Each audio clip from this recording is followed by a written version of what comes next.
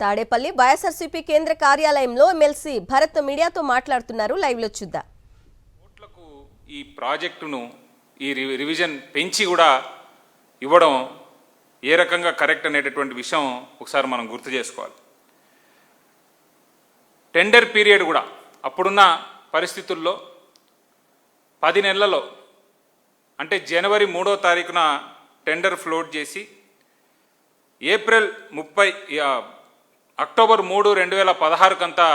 ఈ project complete చేయాలనేటటువంటి కార్యక్రమం ఆ టెండర్ని ఫ్లోట్ చేస్తే ఆ పనులు పూర్తి కాకపోగా ఏప్రిల్ 30, 2019 వరకు 5 సార్లు దీనికి టైం ఎక్స్టెన్షన్ ఇచ్చి కూడా కంప్లీట్ చేయలేనటువంటి పరిస్థితి వీరందరూ మర్చిపోయారా అనేటటువంటి విషయం కూడా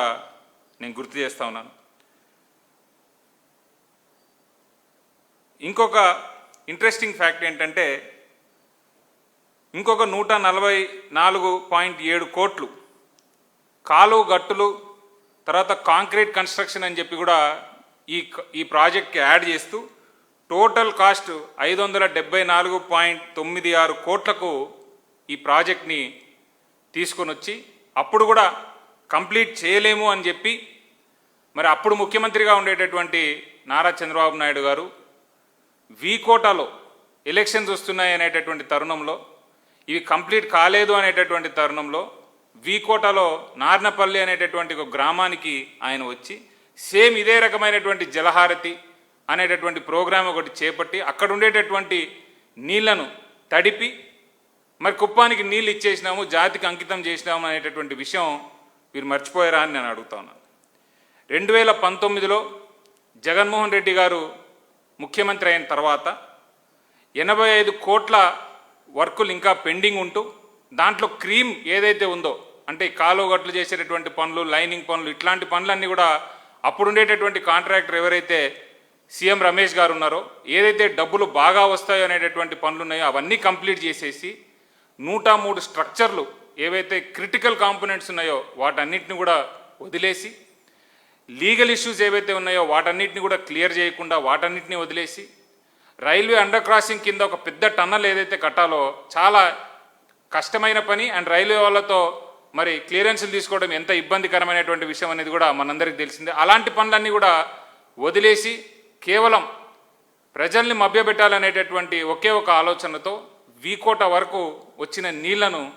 ఆయన కుప్పానికి అంకితం చేస్తే మరి మాజీ ముఖ్యమంత్రి మా నాయకుడు జగన్మోహన్ రెడ్డి గారు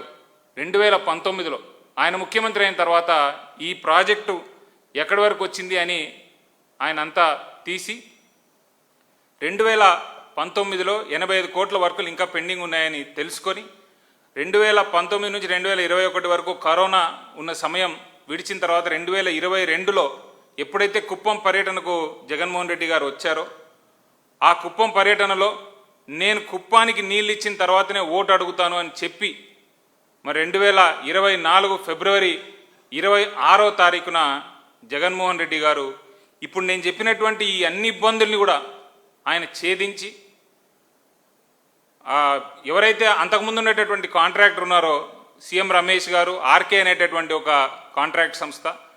వీరికి పలుమార్లు అంటే 10 సార్లు దగ్గర నోటీసులు కూడా పంపించడం జరిగింది. మీరు దయచేసి ఈ ప్రాజెక్ట్ కంప్లీట్ చేయండి, ఇన్ టైం కంప్లీట్ చేయండి అని చెప్పినా కూడా కేవలం ఎక్కడ జగన్మోహన్ రెడ్డి గారికి మంచి పేరు వస్తుందనేటటువంటి ఒకే ఒక దుర్బుద్ధితో వాళ్ళు ఆ ప్రాజెక్ట్ని లేట్ చేస్తూ ఉంటే ఆ కాంట్రాక్టర్ని మార్చి కూడా మరి కుప్పం ప్రజలకు ఇచ్చినటువంటి మాట ప్రకారం జగన్మోహన్ రెడ్డి గారు ఈ ప్రాజెక్ట్ని కంప్లీట్ చేయడం జరిగింది. కంప్లీట్ చేసి జగన్మోహన్ రెడ్డి గారే కుప్పానికి విచ్చేసి మరి రామకుప్పం దగ్గర ఈ హంద్రీనీవా జలాలను, కృష్ణా జలాలను తీసుకొని వచ్చి కుప్పంలో విడిచిపెట్టడం వీరికి గుర్తున్నట్టు లేదు. నేను గుర్తు చేద్దామని మరి ప్రెస్ మీట్ కూడా పెట్టడం జరుగుతోంది. అలాగే 2024 అంటే మా ప్రభుత్వం దిగిపోయిన తర్వాత మళ్ళీ చంద్రబాబు నాయుడు గారు ముఖ్యమంత్రి అయిన తర్వాత కూడా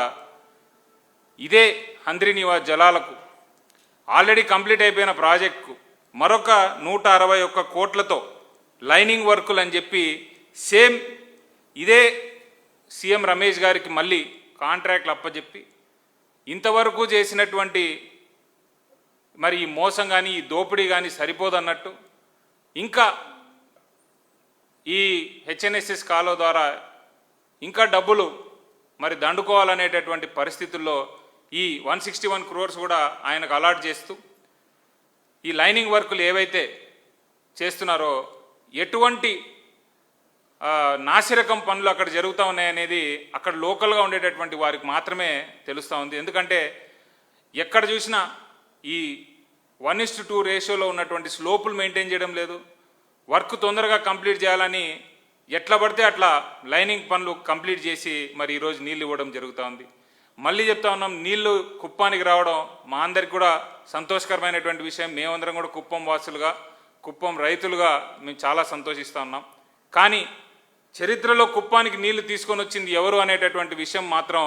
ప్రజలు ఎప్పటికీ మర్చిపోలేరు. అది కేవలం ఒక జగన్మోహన్ రెడ్డి గారి వల్లే సాధ్యం అవుతుంది అని ఆ రోజు మేము చెప్పాం. సాధ్యం చేసి కూడా చూపించామని కూడా ఈరోజు పత్రికాముఖంగా మీ అందరికీ కూడా తెలియజేస్తా ఉన్నాను.